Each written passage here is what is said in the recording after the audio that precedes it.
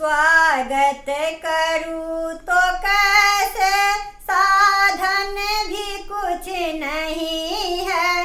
स्वागत करूँ तो कैसे, साधन भी कुछ नहीं है। कैसे कहाँ बिठाऊँ, आसन बसन नहीं है। आसन बसन नहीं है।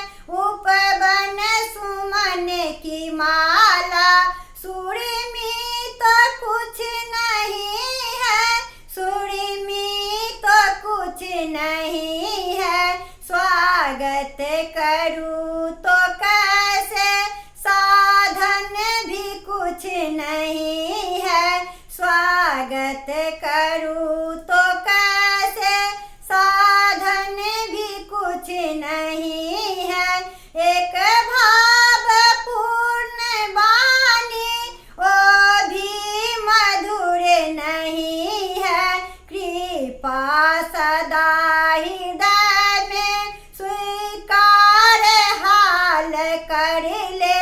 स्वीकार हाल कर ले, मिथिला के लाज रख ले।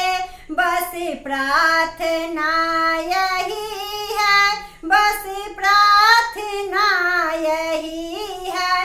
स्वागत करूँ तो कैसे, साधन भी कुछ नहीं है। स्वागत करूँ तो कैसे, साधन भी कुछ नहीं है। कैसे कहाँ बिठाऊँ, आसन बसन नहीं है।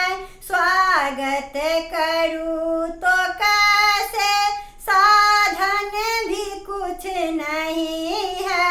स्वागत कर